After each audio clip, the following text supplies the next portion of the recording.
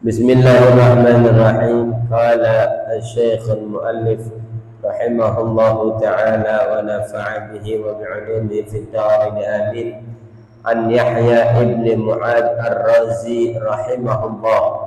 Dari Yahya bin Mu'adz Ar-Razi, semoga Allah Subhanahu wa taala merahmatinya. Beliau katakan al-ilmu yakni ilmu, ya, dalilul amal, itu merupakan petunjuk bagi setiap amal. Jadi apapun amal perbuatan yang kita kerjain ini mesti pakai ilmu, wajib pakai ilmu, ya. Jadi nggak ada orang yang diterima sholatnya kalau kagak tahu ilmunya. Orang jungkang-jungking doang, ya, ilmu sholatnya nggak tahu apa yang rukun, apa yang menjadi syarat, apa yang membatalkan sholat, dia nggak tahu, sholatnya nggak diterima. Wa kullu man bighairi ilmin ya'malu a'maluhu mardudatun la tuqbalu. Orang sholat nggak tahu syaratnya, dia sholat aja dari mana-mana kagak pakai wudu, sah apa enggak tuh sholatnya? Agak sah. Biar kata sujudnya sampai agak bangun lagi, terus nyungsepnya di sejadah, ya. Tapi kalau nggak pakai ilmu nggak diterima sholatnya, ya.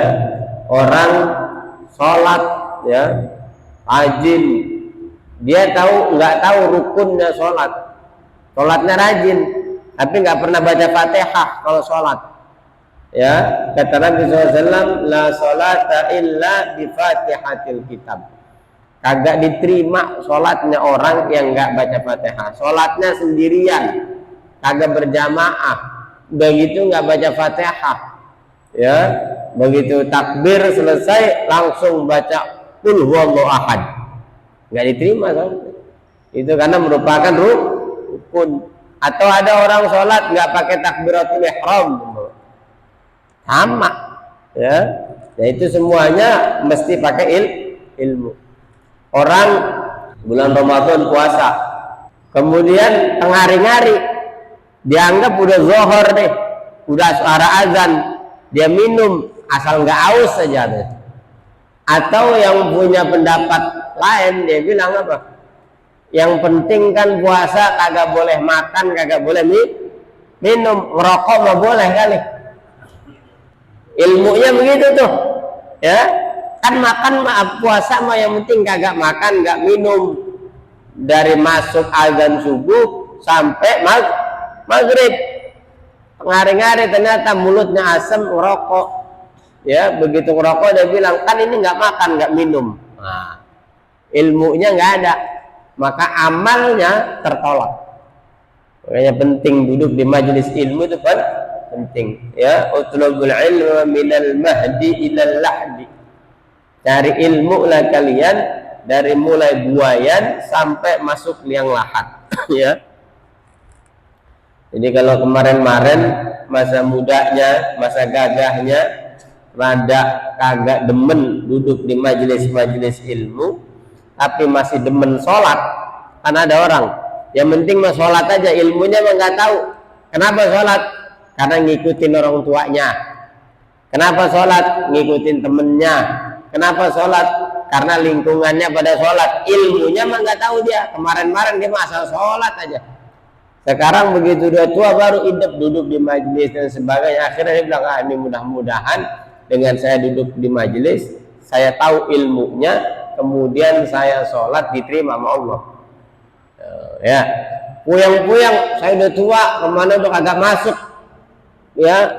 Jadi dapat ilmu itu masuk kuping kanan, terus keluar di hidung. Mending kalau keluar di kuping kiri, masih nyangkut kali di ubun-ubun.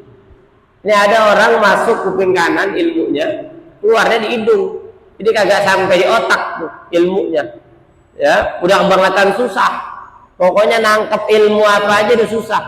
Yang paling gampang bagaimana? Cari guru, nempel sama guru.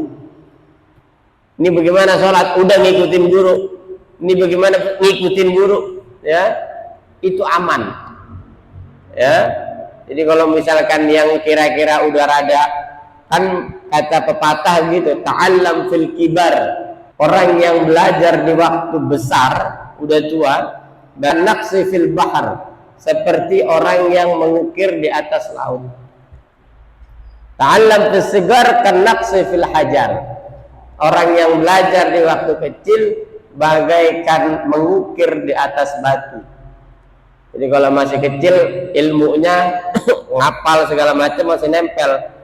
Saya juga sekarang kalau disuruh ngapal suruh ini rada belet. Apalagi kalau giliran kita lagi asik-asik ngapal, tiba-tiba proyek datang, wah udah ribet itu. Kalau urusan duit datang udah repot udah. Ampar-amparan udah pala kita, ya. Apalagi yang kemarin-kemarin kagak sempat ngapal. Begitu sekarang ada kesempatan duduk di majelis, ada kesempatan jadi orang baik, dapat hidayah sama Allah, duduk tenang di masjid suruh ngapal, tiba-tiba datang proyek ini, proyek itu, wah udah makin susah itu ngapal.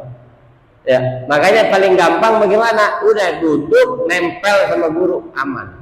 Naik mobil nih kita nggak bisa nyetir, tapi kalau deket sama supir bisa nyampe tuh kita ke Cirebon. Kita nggak bisa nyupir, nggak bisa, ya biasanya cuma dorong-dorong doang. Tapi kalau dekat sama orang yang bisa nyetir, dekat sama orang punya mobil, kemana-mana apa tidak diajak ditenteng.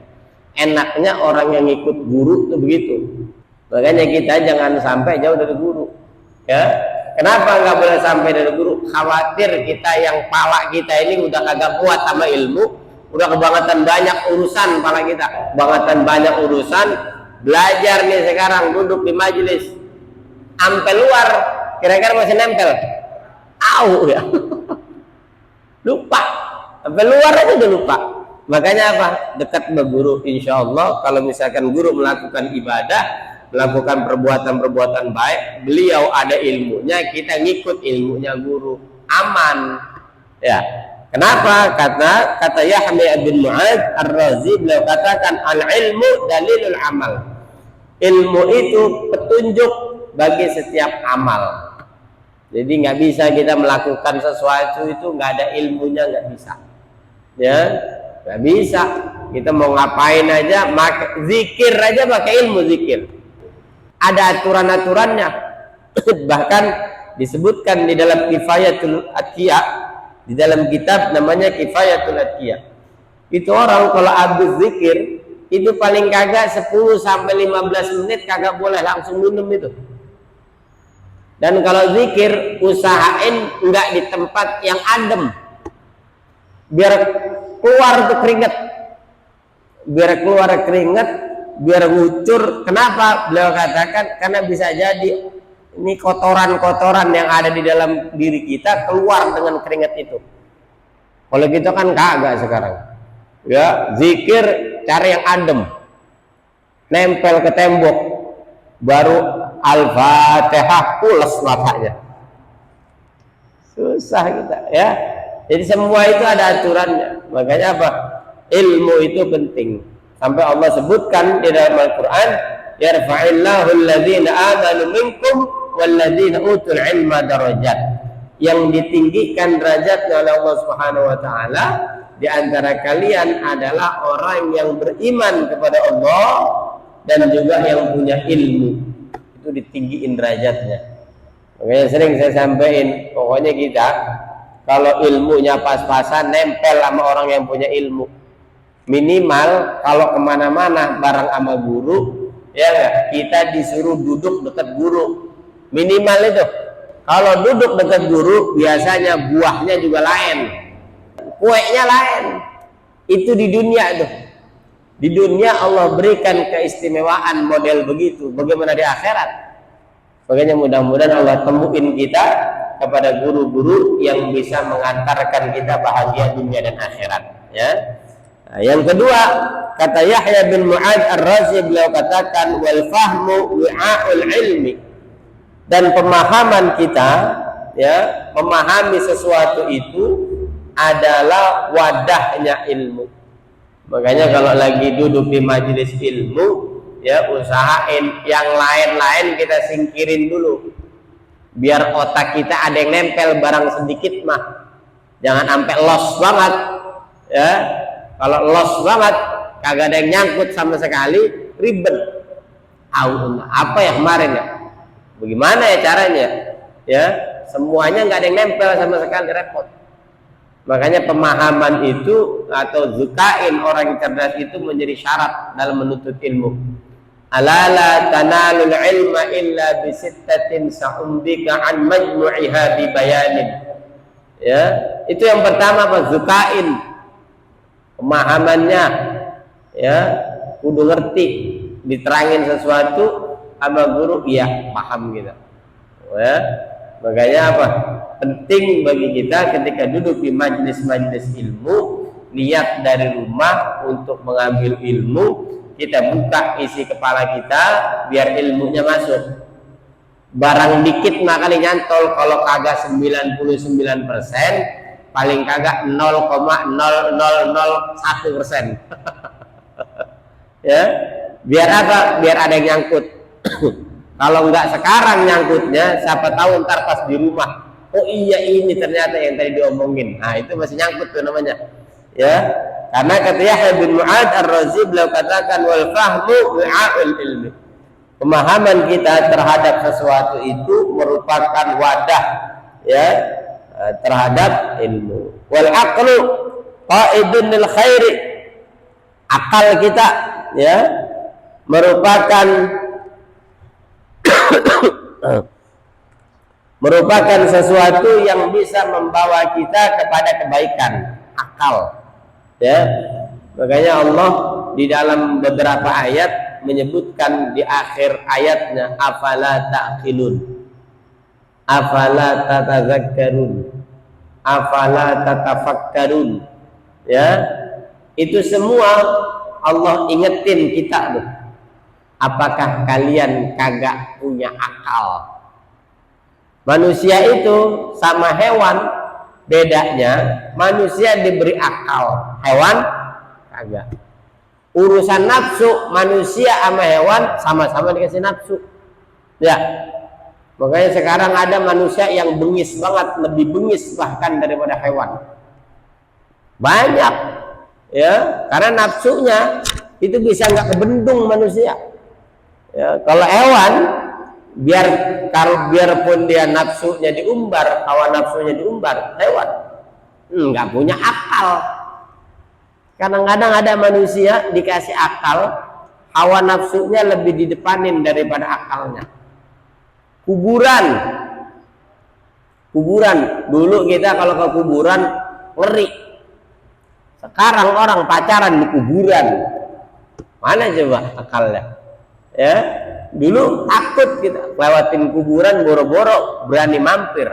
Sekarang dipakai bakal mesum, bakal nongkrong, bakal ini, bakal narkoba dan sebagainya. Alhamdulillah. Ya, itu karena apa tadi itu?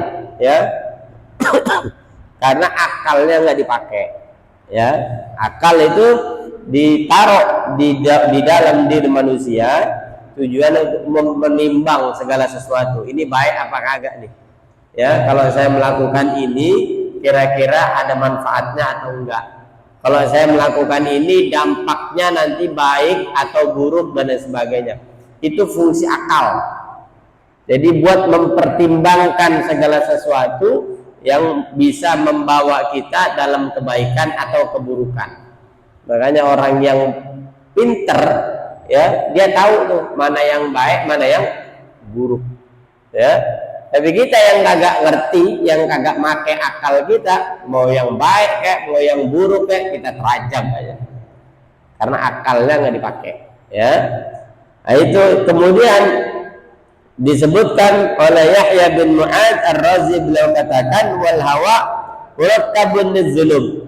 Hawa nafsu itu merupakan kendaraan bagi dosa yang kita kerjain. Jadi kalau kecenderungan kita terhadap hawa nafsu lebih besar, maka otomatis dosa kita pun akan lebih banyak. Ya, nah kalau mulai dosa banyak, maka buru-buru istighfar bobo. Ya, dikatakan oleh Nabi Muhammad SAW kepada Sayyidatuna Aisyah bahwasanya yang menyebabkan seseorang dosanya rontok, habis berbuat dosa, kemudian dosanya bisa rontok, bisa dihapus sama Allah Subhanahu wa taala kalau pertama dia menyesali dosanya. Habis berbuat dosa kemudian nyesel, ya Allah saya habis begini. Itu nyesel. Kemudian dia berjanji, mudah-mudahan saya nggak ngulangin dosa yang model begini lagi. Terus cari dosa yang baru, jangan juga. Ya, ada orang nyesel, saya nyesel banget, ya, dikasih kesempatan buat ngambil yang banyak, ngambilnya cuma sedikit. Itu namanya nyesel yang salah itu. Ya, ada orang dikasih kesempatan untuk berbuat dosa, dia nyeselnya bukan karena habis melakukan dosa, tapi dia bilang dosa mau yang gede mau yang kecil tetap sama. Akhirnya dia bilang kalau begitu mendingan saya ngelakuin dosa yang gede sekalian. Itu salah. Itu namanya penyesalan yang salah. Penyesal yang benar adalah ketika kita habis melakukan kesalahan, ya Allah, ya, dia nyesel, mudah-mudahan kagak ngulangin kesalahan itu. Itu pesan Nabi Muhammad SAW kepada Sayyidatina Aisyah. Yang kedua, orang yang habis nyesel dengan dosa dan kesalahannya, maka iringin dengan istighfar. Penting istighfar, ya. Dosa kita ini begitu banyak, maka cara ngerontokin dosa-dosa kita adalah dengan istighfar, ya. Yang selanjutnya adalah wal malu ridaul mutakabbirin. Harta yang Allah berikan kepada setiap manusia sama apa beda? Jumlahnya harta yang Allah berikan kepada manusia ini beda apa sama? Beda. Nggak sama satu sama lain. Ada orang yang kerjanya bareng, usahanya bareng, tapi rezekinya beda. Ada nggak begitu? Banyak. Sama-sama berangkat dari rumah, sama-sama sampai di kerjaan, yang dikerjain juga sama, tapi hasilnya bisa beda. Karena nggak semua orang dikasih rezeki sama Allah yang sama, itu kan enggak. Jadi rezeki yang Allah berikan kepada seseorang itu beda-beda, nggak bisa sama. Ya, nah ketika ada orang yang diberikan harta yang lebih banyak daripada yang lainnya, harta itu kata Yahya bin Mu'ad adalah ridaul mutakabbirin, pakaian orang-orang yang mutakabbir. Apa maksudnya mutakabbir? Aimithur rida ilahum. Allah berikan harta itu buat dia, ya, memiliki perhiasan yang lebih dibandingkan yang lainnya. Jadi kagak boleh ngiri. Kalau ada orang yang diberikan harta oleh Allah Subhanahu wa taala yang lebih banyak daripada kita, kita kagak boleh ngiri, ya, karena masing-masing pakaiannya beda apa sama? Beda. Ada orang yang pakai pakaian 60.000, kita ngelihatnya udah pantas aja, ya. Ada orang yang pakai pakaian 1 juta baru bisa kita bilang pantas lu pakai itu. Tapi yang biasa pakai 60.000 pakai 1 juta, bagaimana belel ya? Orang pantas, ya. Karena tadi itu beda. Allah berikan sesuatu itu beda-beda. Wal malu ridaul mutakabbirin. Wad dunya, dan yang terakhir, dunya adalah suqul akhirah. Dunya merupakan pasar untuk kehidupan akhirat. Makanya di dunia ini dalam hadis yang lain disebutkan mazra'atul akhirah. Dunia ini tempat bercocok tanam. Kalau mau dagang, dagangnya di dunia maksudnya. Bagaimana maksudnya dagang di dunia? Ya udah, jual apa yang kita bisa jual, kerjain apa yang bisa kita kerjain dari perintah Allah, dan jauhin apa yang bisa kita jauhin dari larangan Allah, maka nanti di akhirat kita dapat hasilnya. Begitu, ya. Jadi di dunia berkompetisi harus. Di dunia itu ada pesan dari Allah Subhanahu wa taala, fastabiqul khairat. Kita diperintahin berlomba-lomba dalam kebaikan. Jadi sebisa mungkin bersaing dengan orang lain, tapi dalam urusan kebaikan. Itu di dunia. Di akhirat udah nggak bisa bersaing lagi kita. Di akhirat nggak bisa bersaing. Kalau mau bersaing dalam kebaikan di dunia, kalau pengen banyak-banyakan pahala sholat di dunia, kalau pengen banyakkan pahala puasa di dunia, di akhirat udah nggak ada sholat, di akhirat udah nggak ada puasa, udah nggak ada itu semuanya. Tinggal manennya kita di akhirat. Kalau misalkan di dunia kita bagus transaksinya, jualan diri kita ke Allah bagus, di akhirat dapatnya bagus. Di dunia kita nanam sesuatu yang bagus, di akhirat dapatnya bagus. Makanya di dunia jangan kebangetan santai, apalagi dalam urusan ibadah. Ya, paling kagak kalau kita kagak bisa banyak mengerjakan yang sunnah, giliran datang yang wajib kudu gercep. Tahu gercep? Di situ kita berlomba untuk mengerjakan yang wajib. Kalau yang sunnah masih belum bisa kita istiqomahin, maka yang wajib jangan sampai kita tinggalin. Karena itu semua bisa jadi bekal buat kehidupan kita di akhirat. Ya, nah ini pesan daripada Yahya bin Mu'adz Ar-Razi ya tentang beberapa hal tadi. Ya, mudah-mudahan Allah berikan kita ilmu untuk amal yang diterima oleh Allah Subhanahu wa taala. Mudah-mudahan Allah bukakan pemahaman buat kita semuanya. Ya, mudah-mudahan kalau yang selama ini memahami sesuatu agak susah, ya minta sama Allah. Allahumma ftah lana min abwabil ilmi ilman nafi'an wa amalan wa fahman wa laduni.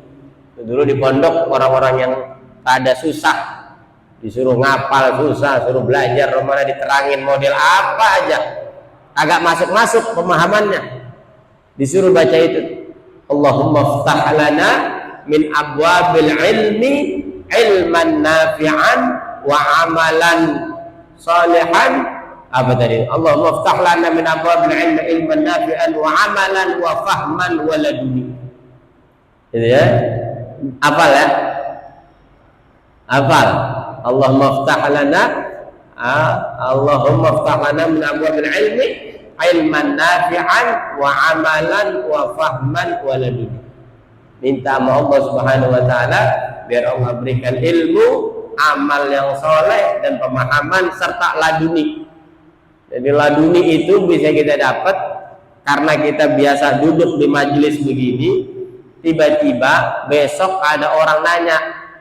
Sekarang kita nggak inget nih, besok ada orang nanya, tiba-tiba keingetan, itulah laduni. Dulu Gus Dur waktu sampai di Mesir dites sama dosennya di Mesir. Begitu sampai Gus Dur di tempat dosennya tersebut, dia bilang apa? Ini semua yang ditanyain ke saya sudah saya pelajarin di pondok. Padahal di pondok kerjanya ngelilingin gurunya doang. Tapi karena sering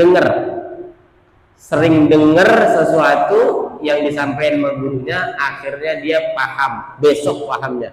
Itu namanya laduni. Dan siapa tahu kita yang doyan duduk di majelis, kemudian sekarang rada susah, ngingetnya rada susah. Ntar apa 3 hari lagi mau meninggal baru inget ilmunya, itu namanya laduni. Allahumma ftah lana min abwabil ilmi ilman nafi'an wa amalan wa fahman wa laduni.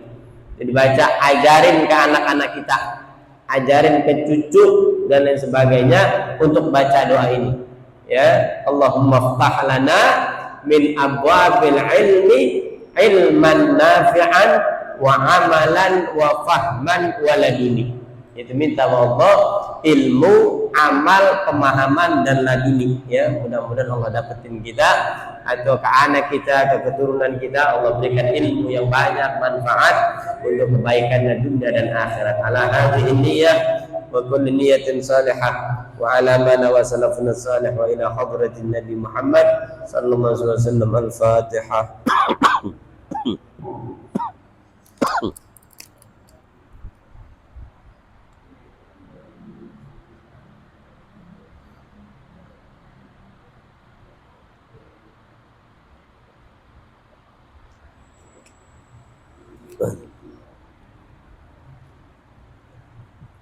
ربنا ظلمنا أنفسنا وإن لم تغفر لنا وترحمنا لنكونن من الخاسرين ربنا تقبل منا إنك أنت السميع العليم وتب علينا إنك أنت التواب الرحيم وصلى الله على سيدنا مولانا محمد وآله وصحبه أجمعين والحمد لله رب العالمين هذا والعفو منكم اللهم وفق إلى أقوم الطريق والسلام عليكم ورحمة الله وبركاته.